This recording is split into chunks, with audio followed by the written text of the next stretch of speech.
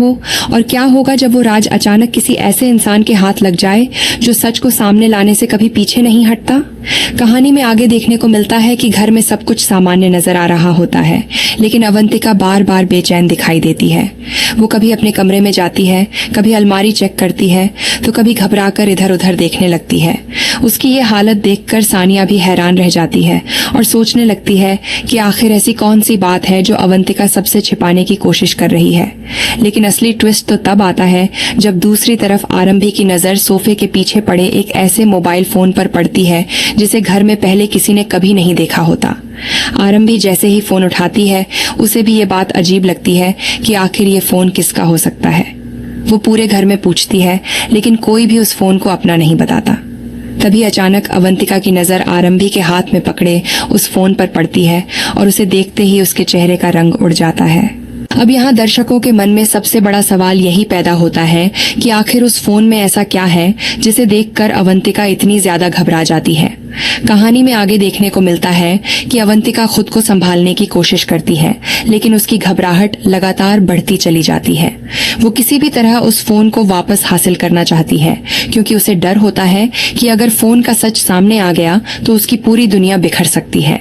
उधर आरंभी भी अब इस मामले को लेकर सोच में पड़ जाती है। उसे महसूस होने लगता है कि जरूर इस फोन में कोई बड़ा राज छिपा हुआ है। मामला और ज्यादा दिलचस्प तब हो जाता है जब अचानक उस फोन की स्क्रीन जल उठती है और एक ऐसा मैसेज सामने आता है जो पूरे रहस्य को और गहरा बना देता है। मैसेज में लिखा होता है कि तुम चिंता मत करो, घर में किसी को हमारे बारे में पता नहीं चलेगा। बस यही एक लाइन आरंभी के मन में हजारों सवाल खड़े कर देती है। आखिर ये मैसेज किसने भेजा? इसमें हमारे से किसकी बात हो रही है? और सबसे बड़ी बात, क्या इस पूरे मामले का संबंध अवंतिका से है? अब आरंभी को यकीन होने लगता है कि ये कोई मामूली फोन नहीं, बल्कि एक ऐसे राज की चाबी है जो पूरे परिवार को हिलाकर रख सकता है। दूसरी तरफ अवंतिका के चेहरे पर डर लगातार बढ़ता जा रहा होता है।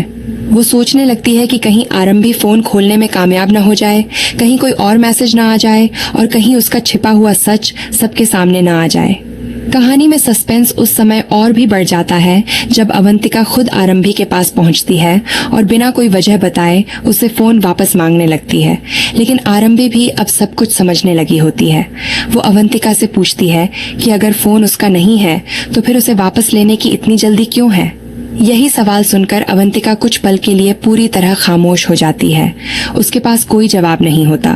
अब दोनों के बीच एक ऐसा सन्नाटा छा जाता है जो आने वाले बड़े तूफान की तरफ इशारा कर रहा होता है। एक तरफ आरंभी के मन में लगातार शक बढ़ रहा होता है, तो दूसरी तरफ अवंतिका का डर उसकी आंखों में साफ दिखाई दे रहा होता है।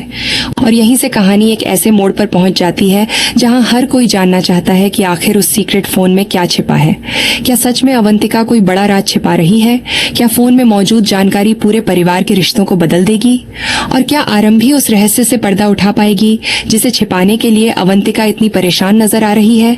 आगे कहानी में ऐसे ही कई चौंकाने वाले खुलासे और जबरदस्त ट्विस्ट देखने को मिलने वाले हैं जो दर्शकों को अंत तक बांधे रखेंगे।